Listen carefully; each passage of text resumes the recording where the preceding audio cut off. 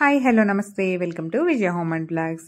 అరటి పువ్వు మన ఊరి నుంచి తీసుకొచ్చింది, వండుదామని రోజు కూడా అలాగే అయిపోతుందండి. వండేసేయచ్చు, కాకపోతే ఇదంతా క్లీన్ చేసి పెట్టుకోవడమే పెద్ద పనండి. ముందుగా చేసి పెట్టుకుందామంటే ఇది నల్లగా అయిపోతుంది అనమాట మొత్తం. అందుకని మనం ఎప్పుడు వండాలనుకుంటామో అప్పుడే దీన్ని మొత్తం కూడా క్లీన్ చేసుకోవాలి. ఇంకా ఈ రోజు అయితే పెట్టుకున్నానండి, త్వరగా పని చేసేసుకుని ఇంకా అరటి పువ్వు అయితే క్లీన్ చేస్తున్నాను. మీకు కూడా చూపిద్దామని వీడియోని షేర్ చేస్తున్నాను. కొత్తగా ఎవరైనా ట్రై చేయాలంటే తప్పకుండా ట్రై చేయండి. అరటి పువ్వు చాలా మంచిది హెల్త్కి. మనకి కిడ్నీలో స్టోన్స్ లాంటివి ఉంటే కూడా కరిగించడానికి బాగా ఉపయోగపడుతుందండి. కిడ్నీలో స్టోన్స్ ఉన్న వాళ్ళు కనీసం నెలకు ఒకసారైనా అరటి పువ్వు తింటూ ఉంటుంటే నెమ్మదిగా రిజల్ట్ అనేది బాగుంటుంది. అరటి పువ్వు ఒలిచిన తర్వాత పైన రేఖలు ఉంటాయి కదండి, ఇందాక చూపించాను కదా, మెరూన్ కలర్లో ఉన్నాయి. అవి నీళ్ళలో వేసి చిన్నప్పుడు ఆడుకునే వాళ్ళం, పడవల్లాగా అనమాట. ఇంకా కార్తీక మాసంలో మనం దీపాలు వదులుతూ ఉంటాం కదా నీళ్ళల్లో, వీటిలో పెట్టి కూడా వదులుతూ ఉంటారండి. ఇక అరటి పువ్వు ఎలా క్లీన్ చేసుకోవాలి అంటే, లోపల ఇలాగ ఉంటాయి కదా, ఈ పువ్వుని తీసుకుంటే మధ్యలో మీకు ఇక్కడ చూపిస్తుంది చూడండి, పైన రౌండ్గా ఉంది, అది పొడవుగా ఉంటుంది కదా, అదొక్కటి తీసుకోవాలి. తర్వాత కిందున్న వైట్ కలర్లో ఒకటి ఉంటుంది, అది తీసుకోవాలి. ఇవేంటంటే ఉడకవండి, చాలా గట్టిగా ఉంటాయి. వాటిని ఏంటంటే దొంగ పోలీస్ అనేవాళ్ళం చిన్నప్పుడు. ఈ పైనుండి పెద్దగా ఉన్న రేఖలని చాలా ఈజీగా వచ్చేస్తాయండి, కానీ పువ్వు లోపల వైపుకి వెళ్లే కొద్దీ చిన్న చిన్నగా అయిపోతూ ఉంటాయి కదా, అవి కొంచెం తీయడం కష్టమవుతుంది, కానీ వచ్చినంత వరకు తీసుకోవచ్చు. ఇంకా రానివి అలా వదిలేసేయచ్చు అనమాట. అవి కొంచెం సాఫ్ట్గానే ఉంటాయి, ఉడికిపోతాయి. ఈ పైన ఉన్నవైతే చాలా గట్టిగా ఉంటాయండి.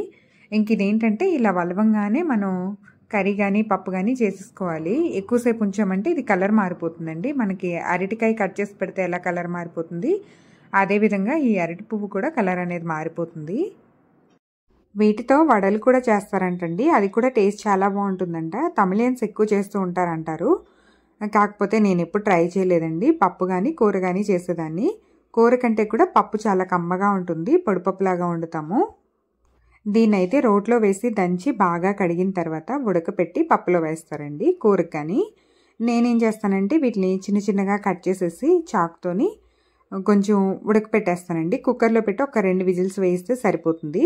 దీంట్లో వగర్లాంటి ఉంటుంది కాబట్టి కొంచెం ఎక్కువసేపు కడుక్కోవాలి. ఆ కలర్ అంతా పోయి తెల్లగా నీళ్ళు వచ్చే వరకు కడిగిన తర్వాత కుక్కర్లో 2 విజిల్స్ పెట్టేసి ఉడికిన తర్వాత వాటర్ అంతా ఉంచేసి మళ్ళీ ఒకసారి కడిగేసి బాగా పిండేసిన తర్వాత పప్పు ఉడకపెట్టిన దాంట్లో వేసేసి కొంచెం ఉప్పు, కారం, పసుపు, కొంచెం పచ్చిమిరపకాయలు కూడా వేసి బాగా దగ్గరగా ఉడికించుకోవాలండి సిమ్లో పెట్టి. ఉడికిన తర్వాత మనం ఎక్కువగా వెల్లుల్లిపాయలు వేసుకుని తాలింపు వేసుకుంటే చాలా బాగుంటుంది. ఈ పప్పులోకి నెయ్యి కాకుండా పప్పు నూనె కానీ లేదంటే పల్లీల నూనె కానీ వేసుకుని తింటే కొద్దిగా చాలా రుచిగా ఉంటుందండి. ఫస్ట్ టైం ఎవరైనా ట్రై చేయాలంటే మాత్రం తప్పకుండా ట్రై చేయండి, హెల్త్కి కూడా చాలా మంచిది.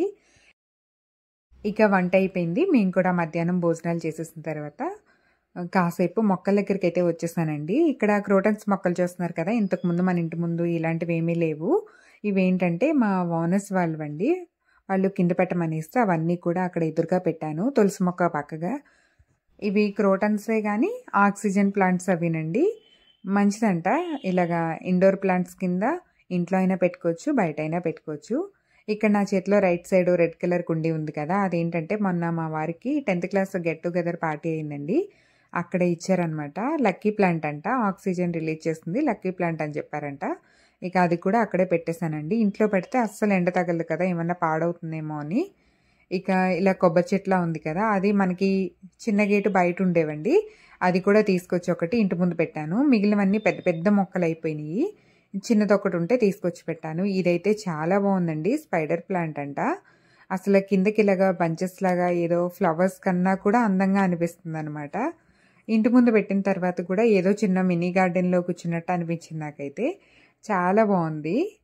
మామూలుగా పువ్వుల మొక్కలే కాదండి, ఇలాగ క్రోటన్స్ పెట్టుకున్నా కూడా ఇంత బాగుంటుందని అనుకోలేదు నేను. ఇదొక్కటి చూసారా, దీంట్లో అది మనీ ప్లాంట్ అండి, అది కొంచెం కలర్ వేరే ఉందన్నమాట. మనీ ప్లాంట్లో కూడా చాలా రకాలు ఉన్నాయంట కదా, మనమైతే రెగ్యులర్గా పెట్టేది కొంచెం గ్రీన్ షేడ్ కానీ లేదంటే ఎల్లో షేడ్ కానీ వస్తూ ఉంటుంది, అది వైట్ షేడ్ వచ్చిందండి. వైలెట్ కలర్ కూడా ఉంటుందంట మనీ ప్లాంట్లో. ఎంతమందికి తెలిస్తే కామెంట్ చేయండి.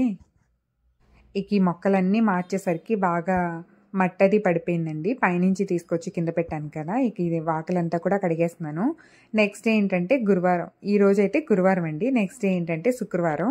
ఎలాగో శుక్రవారం ముందు రోజే నేనైతే మొత్తం కడిగేసి క్లీన్ చేసి పెట్టుకుంటాను కదా, ఆ పని అయిపోతుంది ఈ పని అయిపోతుంది అని చెప్పి ఇవన్నీ పెట్టుకున్నాను. ఇవన్నీ చేసేసరికి దగ్గర నాకు 2 గంటలు పట్టేస్తుందండి. నేను ముగ్గు వేస్తుంటే చూసారు కదా, లల్లి ఏమో కొత్తగా ఏవో తీసుకొచ్చి పెట్టానని అవన్నీ టెస్ట్ చేస్తుందనమాట. ఇంకొక 2 ప్లాంట్స్ కూడా తీసుకొచ్చి పెట్టామండి. అవి ఏంటంటే కుక్కలకి ఎలర్జీ టైప్ వస్తుందంట. ఇంకా అందుకని మళ్ళీ అవి తీసేసాం, పైన పెట్టేసాం. ఇంతకు ముందు కూడా ఇక్కడ మొక్కలైతే పెట్టానండి, అంటే పువ్వుల మొక్కలు పెట్టాను. ఇక్కడ ఏంటంటే ఎక్కువగా ఎండ వచ్చేది కాదు, మొక్కలైతే పాడైపోతున్నాయని ఇంకా తీసుకెళ్ళి చిన్నగా ఇటు బయట వైపు పెట్టేశాను. ఇవైతే ఇండోర్ ప్లాంట్సే కాబట్టి లైట్గా ఎండ తగిలినా సరిపోతుంది కదా. ఇక ఇంటి ముందు కూడా ఇది పెట్టిన తర్వాత చాలా బాగా అనిపించిందండి. ఇంకా మొత్తం కడిగేసి చక్కగా ముగ్గు అయితే వేసేసుకున్నాను. రేపటికైతే అన్నీ ఒక రకంగా రెడీ అయిపోయినట్టే. లోపల తడిబట్ట పెట్టేసిన తర్వాత బయట కడిగాను. ఇంకా ఇంట్లో పనంతా కూడా అయిపోయిందండి. ఇదైతే మేమేదో పని చేసుకుంటుంటే మంచి హడావుడిగా తిరుగుతుంది లల్లి అయితే. నేను బయట ఉన్నాను అనుకోండి, ఇంకా నా వెనకాలే తిరుగుతూ ఉంటుంది. ఏదో ఆనందం అనమాట, బయటికి తీసుకొచ్చాము తిరిగి. నేనైతే శుక్రవారం ఉదయమే ఇలాంటి పనులు ఏం చేయనండి, ముందు రోజే చేసి పెట్టేసుకుంటాను అనమాట. బయటకు అడగడం కానీ, ముగ్గులు వేసుకోవడం కానీ, గడపకి తులసిమకి పసుపు అవి రాసుకోవడం కానీ అన్నీ కూడా ఇలాగ ముందు రోజే పెట్టేసుకుంటాను. ఏంటంటే తెల్లవారి ఉదయం లేవగానే చక్కగా స్నానం చేసి పూజ చేసుకోవడానికి వీలవుతుంది. రోజు అనుకోండి మామూలుగా చేసుకుని తర్వాత పూజ అది చేసుకుంటాము. ఇక శుక్రవారం మంగళవారం అయితే ముందే అన్నీ చేసి పెట్టుకుంటే ఉదయం లేచేసరికి హడావిడైతే ఏమి ఉండదన్నమాట. చక్కగా రెడీ అయిపోయి పూజ అయితే చేసుకోవచ్చు. ఇక సాయంత్రానికి వంట అయితే చేసుకోవాలండి. ఈయన చపాతీ చేయమన్నారు, చపాతీకి అయితే పిండి కలపాలి. ఇదండి ఈరోజు వీడియో. అయితే మీకు నచ్చిందని అనుకుంటున్నాను. ఈ చిన్న వ్లాగ్ మీకు నచ్చినట్టయితే లైక్ చేసి మన ఛానల్ని సబ్స్క్రైబ్ కూడా చేసుకోండి.